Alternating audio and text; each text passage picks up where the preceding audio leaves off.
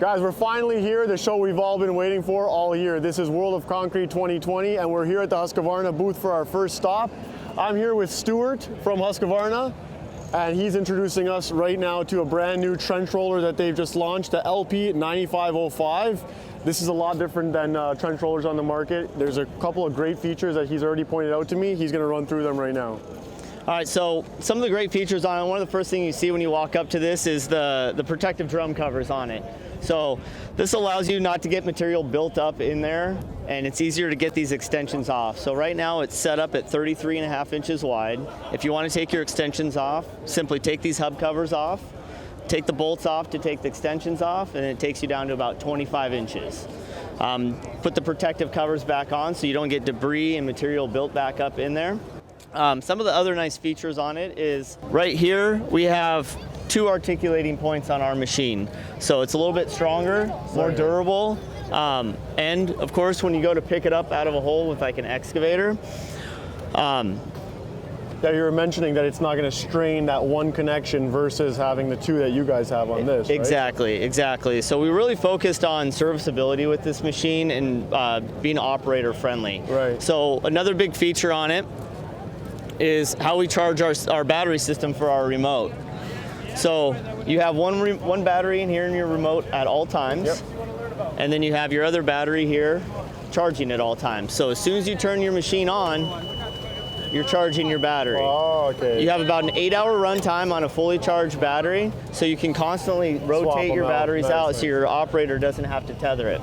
The other big feature on ours is we have one safety light on top, but you don't see any line of sight for the remote. Right. Ours is radio frequency. That's the big difference. So we still have a 6-foot radius around the machine for protective that you cannot get to it. The machine won't operate. So how does the machine sense that with the 6 feet? Is that through radio frequency as well? That's through the radio frequency with the remote. So as soon as I'm within 6 feet, it'll stop.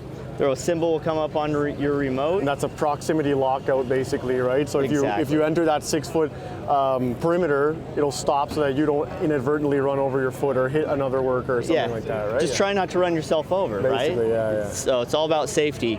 The other nice feature with this is you have that 6-foot perimeter, and then you have up to about 115-foot distance with it. 115? 115. That's crazy. It's a pretty good little distance with it. Yeah. Yeah, so that's very nice for guys that are standing up in a hole, right, and they're down, and this is down in the trench and they're doing their lifts. This makes it a lot easier for especially line of sight, like you said. If you cross under something where there's coverage, or you go around a corner or something like that, it's not going to stop. Like you'll have that control and connectivity to the machine too, right? Always, yeah. So the other big feature on ours is, like I mentioned, serviceability. So I'm going to pop the hood here and show you a couple things.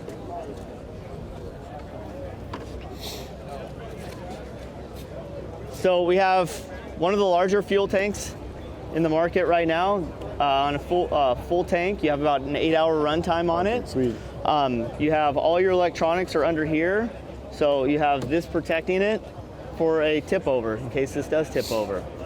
Here's your radio frequency for the rear, and for the front is right up there on the hood. Also, there's 2 receivers? There are 2, yep. Okay. So you have a front and rear. So if you're not, somehow you have blockage on one, you still have another one, so you can get a signal. Yep.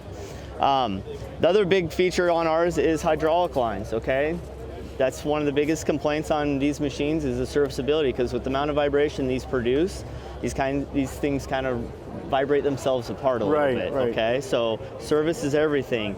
Every single hydraulic line is individually labeled. So when the service mechanic is going to try to find this line that goes over to the other side over here, he can look and say, oh, here's 2019 CZ1.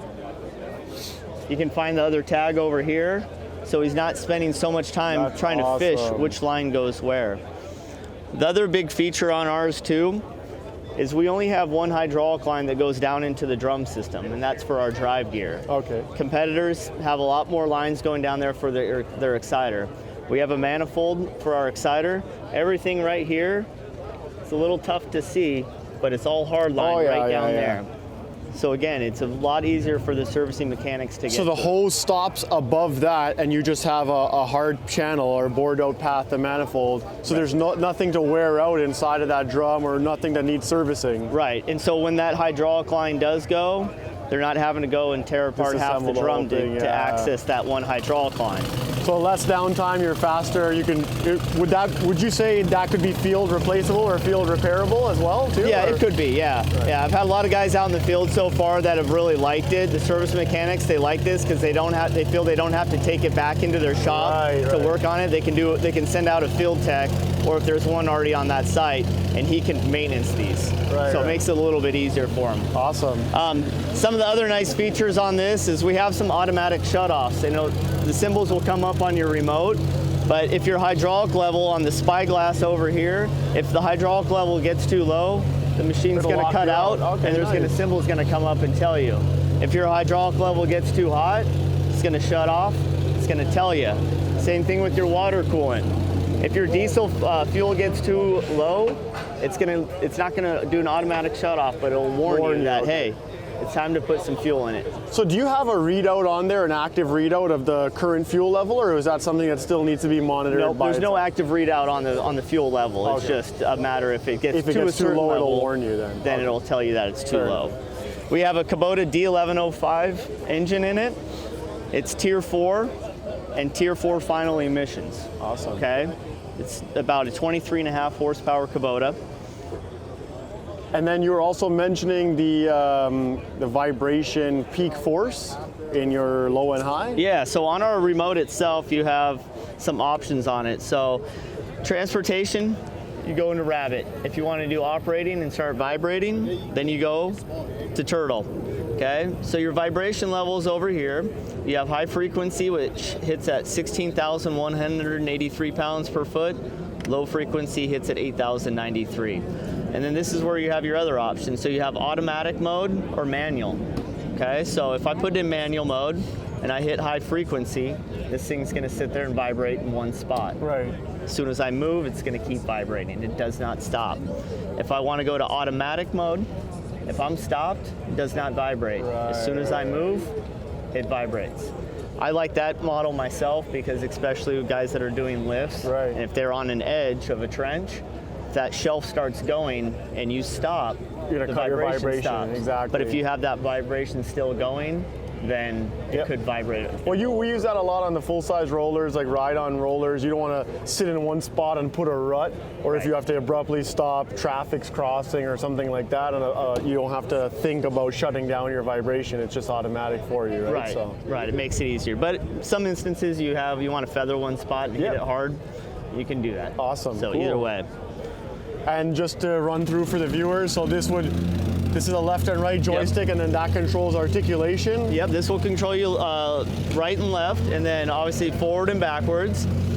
Then I went over the speeds on that one. And that's your RPM? This is your RPM, and this is your start and stop. That's it, super simple. Yep. And then to swap the batteries on the back side, to swap the batteries, you flip it out.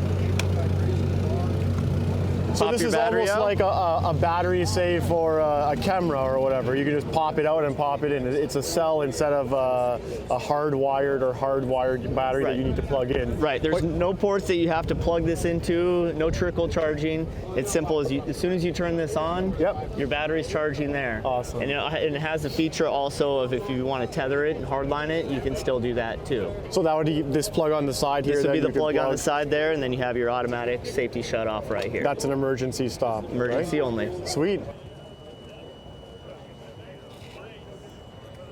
So the horn symbol will come up.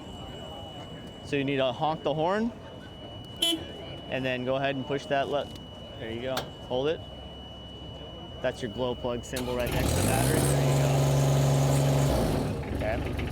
So right now you're too close to operate, so you're going to want to get back, and then you want to put your RPM up. So that's the lockout symbol then, show that. If you're too close, it's going to say so right perimeter. Right now it's on. I'm full throttle, I want to go. I can't move it, I'm too close. So it's just showing that you're too close. That same symbol will come up if you're too far away, or if something else is interfering. So if somebody else is near the machine, but that's not holding the remote, it won't shut down, Will not. right? Will not. Because it doesn't know that It doesn't. you're there. Yeah. Right. So you're gonna want to articulate it a little bit to the right. Oh, it's still You're too close. There you go. That's max? Oh, there we go. There you go.